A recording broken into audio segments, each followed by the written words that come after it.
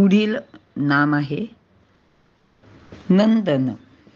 तो सर्वांना आनंदित करतो. तो हा आनंद सर्वांना वाटत असतो. गोकुळामध्ये श्रीकृष्णा म्हणून त्यांनी अवतार घेतला.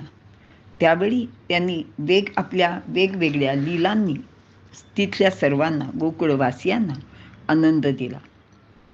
आपल्याला माहिती आहे की सूर्य उगवला की त्याचे किरण पृथ्वीवर पडतात आणि त्यावेळी पृथ्वीवर एक आल्हाददायक वातावरण निर्माण होते आणि सर्व सृष्टी चराचर अतिशय आनंदित होते. याच वेळी सर्व पक्षी आपल्या मंजूळ आवाजाचा ध्वनी करायला सुरुवात करतात. लोक आपापली कामे करण्यासाठी आरंभ करतात. जसं सूर्याचे किरण आल्यानंतर सर्वत्र आनंद पसरतो, तसंच याचे वर्णन करताना असे सांगितले जाते की भगवंत लहान असताना त्याचे काळे कुरळे मोकळे केस वाऱ्याबरोबर हलताना पाहून सर्व गोकुळवासियांना, अगदी माता यशोदेला सुद्धा खूप आनंद होत असे. तो स्वतः नेहमी आनंदी हसतमुख राहून इतरांना ती प्रसन्नता देत असे. असा हा नंदन म्हणजेच सर्वांना आनंद देणारा किंवा याच्या दर्शनाने सर्वांना आनंद होणारा असा नंदन आहे. पुढील नाम आहे नंद. भगवंत सर्व प्रकारच्या सिद्धींनी संपन्न आहे. अनंद असे पद विचारात घेतले तर त्याच्याजवळ विषय सुखाचा अभाव आहे. त्याच्याजवळ संपूर्ण आनंद आहे. म्हणून तो भूमानंद या नावानेही ओळखला जातो. भूमा म्हणजेच पूर्णता. असा हा पूर्ण आनंद स्वरूप असलेला नंद आहे. पुढील नाम आहे सत्य धर्मा. सत्य हाच ज्याचा धर्म आहे, किंबहुना जगात फक्त तोच सत्य आहे. त्याचे ज्ञान, वैराग्य, ऐश्वर्य, धर्म सर्व काही सत्यच आहे. तो सच्चिदानंद आहे. सत्य हाच त्याचा धर्म असल्याने तो धर्मरक्षणासाठी पुन्हा पुन्हा अवतार घेतो. कारण सत्येनं धार्यते धर्म असे सांगितले जाते. आणि आपल्याला माहिती आहे की कुरुक्षेत्रावर यांनी पांडवांची बाजू घेतली होती, कारण की ती सत्य होती. हा नेहमीच सत्याच्या बाजूने उभा राहतो आणि हा ज्याच्या बाजूने उभा राहतो तिथे यश निश्चितच असते. शेवटी आपण नेहमी म्हणतो की नाही, की अंतिम विजय हा सत्याचाच होत असतो. असा हा सत्य धर्म आहे. पुढील नाम आहे त्रिविक्रमः. तिन्ही लोकांना जिंकण्याचा पराक्रम ज्याने केला आहे. वामन अवतारात विराट रूप धारण करून 3 पावलांमध्ये तिन्ही लोक याने व्यापले. या प्रसंगावरून हे नाव त्याला प्राप्त झाले आहे. याशिवाय त्रिविक्रम याचा अर्थ पुढील प्रमाणे सांगितला जातो. 1. जागृती, स्वप्न, सुषुप्ती यामध्ये तो साक्षी रूपाने नेहमी असतो. 2. उत्पत्ती, स्थिती, प्रलय यावेळीही तो साक्षी रूपाने पाहत असतो. 3. ऋग्वेद, यजुर्वेद सगळेच याची स्तुती करतात, पण हा मात्र त्या पलीकडे असतो. तो त्यापासून वेगळा असतो. म्हणून श्रुती शेवटी नेती नेती म्हणतात, कारण हे सर्व वेद, श्रुती त्याला पूर्णपणे जाणू शकत नाहीत. असा हा आगळा वेगळा असलेला भगवंत आहे. तर विनोबाजी सांगतात की त्याच्याजवळ दंभ नाही. तो 3 पावले टाकून ओंकाराच्या 3 मात्रांच्या योगाने धर्मधारणेचे काम सततच करीत असतो. त्याचे हे काम रात्रंदिवस सुरू असते. म्हणूनच या परमेश्वराची सर्व कर्मे म्हणजेच दिव्य जन्मकर्मे रात्रंदिवस चाललेली असतात. याने तिन्ही लोकांना धर्माचे वळण लावले आणि धर्माचा धडा घालून दिलेला आहे. असा हा त्रिविक्रम आहे. पुढील नाम आहे महर्षी कपिलाचार्य. सांख्यमताची प्रस्थापना करणारे अत्यंत थोर ऋषी कपिल महामुनी ते ज्याचा अवतार आहेत. भगवंतांनी गीतेच्या 10व्या अध्यायात विभूती सांगताना सांगितलं आहे की सिद्धानाम कपिलो मुनिही. हे कपिल मुनी स्वतः आचार्य होते. आचार्य म्हणजे सर्व शास्त्रांचा अभ्यास करून तो आचरणात आणतात व आपल्या शिष्यांना देतात. शिकलेली सर्व विद्या शिष्यांना देण्याची कला त्यांना अवगत होती. ती लोकांपर्यंत पोचली तर लोक त्याचे अनुकरण करू शकतात. गीतेच्या तत्वज्ञानाचा पाया कपिल मुनींनी सांगितलेल्या सांख्य तत्वज्ञानात आहे. त्यांनी सर्वप्रथम प्रकृती पुरुष हा विचार प्रस्थापित केला. परमात्मा गुरुरूपाने म्हणजेच अशा आचार्यांच्या रूपात असतो. तो गुरुरूपाने प्रगट होऊन सर्वांना मार्गदर्शन करतो. त्यामुळे शास्त्र बहुश्रुत होतात. आपल्या आचरणातून त्याची प्रचिती ते शिष्यांना देतात. ते शिष्यांना त्यांचे पातळीवर उतरून आपले ज्ञान शिकवतात. म्हणजे ज्याला जसं समजेल अशा भाषेत ते त्यांना शिकवत असत. उदाहरण देताना असं सांगितलं जातं की अगदी लहान मुलांना शिकवताना शिक्षक त्यांचा हात धरून त्यांना लिहायला शिकवतात. ते आचार्य अवधूत वृत्तीने राहत असत. संत एकनाथ महाराज प्रपंचात राहून संतत्व वृत्तीने जगले. त्यांनी लोकांपुढे मोठा आदर्श निर्माण केला आहे. कपिल मुनींनी प्रस्थापित केलेल्या शास्त्राचे सर्व ज्ञान त्यांनी सर्वप्रथम आपल्या मातेला दिले. जगात असे उदाहरण फार क्वचितच दिसते की इथे पुत्र गुरु आहे आणि माता त्यांचा शिष्य आहे. ते बुद्धिमतांमध्ये अत्यंत श्रेष्ठ आणि उदात्त अशी विभूती आहेत. त्यांच्याजवळ वैराग्य, ज्ञान आणि प्रज्ञा आहे. ते सिद्ध म्हणजे सिद्धांती आहेत. त्यांनी आपल्या तत्वज्ञानात ईश्वराला स्थान दिलेले नाही, परंतु ते नीती धर्म मानत होते. ते नास्तिक नव्हते. त्यांचे सृष्टी विज्ञान आजही जगात अद्वितीय आहे, कारण त्यांची वैज्ञानिक वृत्ती ही जगाला मिळालेली सर्वात मोठी देणगी आहे. त्यांच्या तत्वज्ञानात बुद्धिविहीन श्रद्धेला अजिबात स्थान नाही. असे हे महर्षी कपिलाचार्य भगवंताचंच एक नाव आहे. पुढील नाम आहे कृतज्ञ.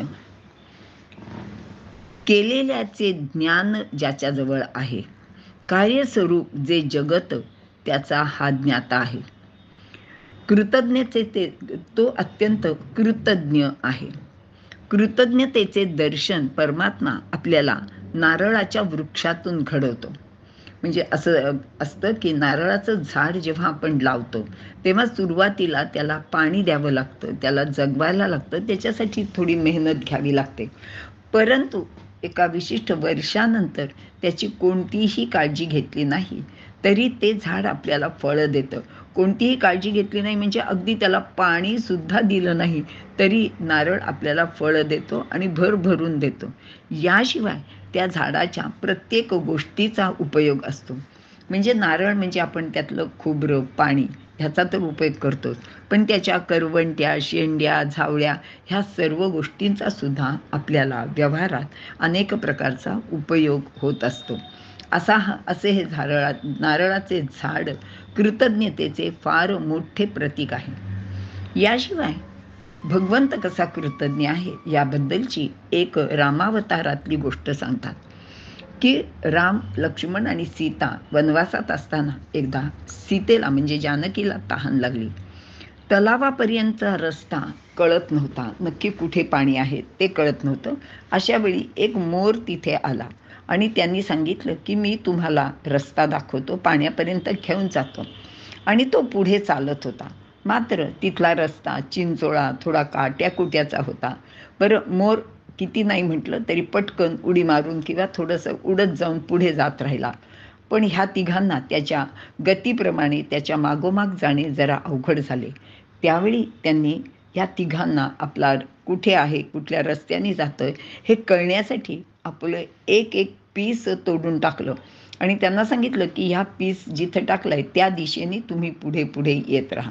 आणि अशा रीतीने ते सर्वजण त्या तलावापर्यंत पोचतात. यावेळी मात्र असे होते की मोराच्या अंगावरची जवळजवळ सर्व पिसे त्यांनी तोडून टाकलेली असतात आणि हा मोर अगदी मरणप्राय स्थितीत आलेला असतो.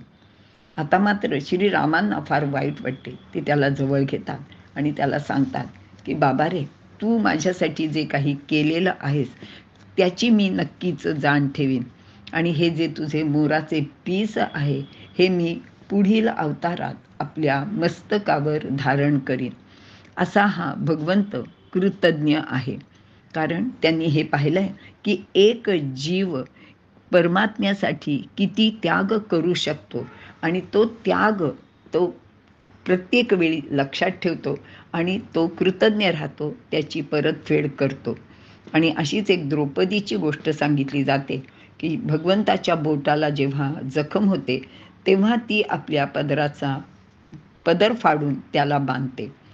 तर ती एवढीशी चिंधी बांधल्यानंतर जेव्हा द्रौपदीचं वस्त्रहरण होतं तेव्हा तो तिला असंख्य वस्त्र पुरवून तिची लाज राखतो. असा हा कृतज्ञ भगवंत आहे. पुढील नाम आहे मेदिनीपती. पृथ्वीचा स्वामी. पृथ्वी पत्नी धर्माचे पालन करते. कारण मेदिनी ह्याचा अर्थ पृथ्वी असा आहे आणि पृथ्वीचा पती हा परमेश्वर म्हणजेच विष्णू भगवान आहे. ती पतीचे म्हणजे भगवंताचे अनुकरण करते. जसे तिला एक दिले तर ती अनेक पटीने परत करते. आपल्याला माहिती आहे की धान्याचा एक कण किंवा धान्याचा एक दाणा जर आपण पेरला तर आपल्याला एक ओंजळभर धान्य नक्कीच मिळतं. किंवा एखाद्या झाडाचं बी लावलं तर त्या झाडाला अनेक प्रकारची फुले फळे येतात. कृष्णाच्या बोटाला जेव्हा जखम झाली होती तेव्हा द्रौपदीने त्याच्या बोटाला आपला पदर फाडून त्याची चिंधी बांधलेली होती. असं सांगतात की त्या चिंधीत 99 धागे होते. भगवंत द्रौपदीच्या वस्त्रहरणाचे वेळी तिला 999 साड्यांचे रूप घेऊन तिचे लज्जा रक्षण करतो आणि तिने त्याच्यावर केलेल्या उपकाराचे किंवा तिने केलेल्या त्याच्या मदतीचे तो व्यवस्थितपणे लक्षात ठेवून त्याची परतफेड करतो. आपली ही पृथ्वीसुद्धा अगदी तशीच आहे. ती एकाचे बदल्यात अनेक देते. असा हा मेदिनीपती आहे. पुढील नाम आहे त्रिपद. 3 पाय असलेला अग्नी हे ज्याचे स्वरूप आहे. 3 पावले टाकणारा वामन. वामन अवतारात 3 पावलांमध्ये याने 3ही लोक व्यापले म्हणून त्याला त्रिपद असे नाव मिळाले. हे सर्व विश्वच तिनामध्ये आहे. म्हणजे जसे 3 गुण आहेत किंवा 3 अवस्था आहेत किंवा 3 लोक आहेत अशा दृष्टीने आणि हे सर्वसुद्धा त्याचेच आहे आणि म्हणूनही त्याला त्रिपद असे म्हटलेले आहे. पुढील नाम आहे त्रिदशाध्यक्ष. त्रिदश म्हणजे स्वर्ग त्याचा अध्यक्ष किंवा कूटस्थ जीवाच्या रूपाने जागृती, स्वप्न, सुषुप्ती या 3ही दशा पाहणारा असा हा त्रिदशाध्यक्ष आहे.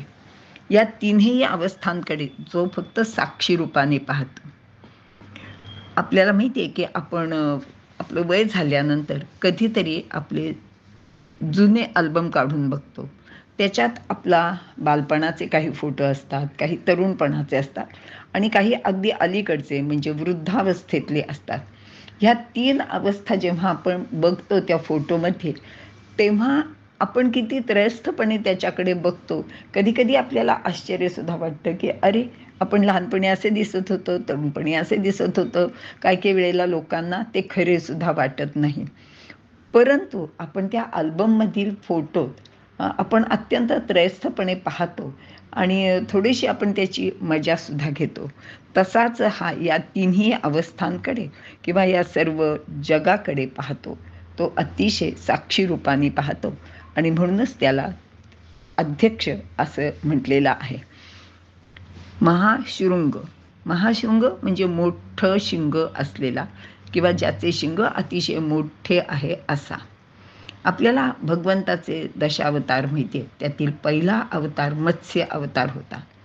त्यावेळी या भगवंताच्या डोक्यावर एक अतिशय खूप मोठं असं शिंग होतं, म्हणजे शृंग होतं. ते कशासाठी होतं? तर सत्यव्रत मनूला एक दिवस एक छोटा मासा सापडतो. सगळी गोष्ट तुम्हाला खूप विस्ताराने सांगत नाही.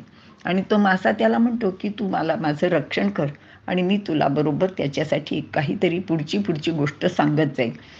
आणि मग तो मनू, तो जो राजा असतो, तो त्याला आणतो. मग त्या कमंडलूतून एका ह्याच्यात टाकतो, त्याच्यातून एका सरोवरातून नदीतून समुद्रात.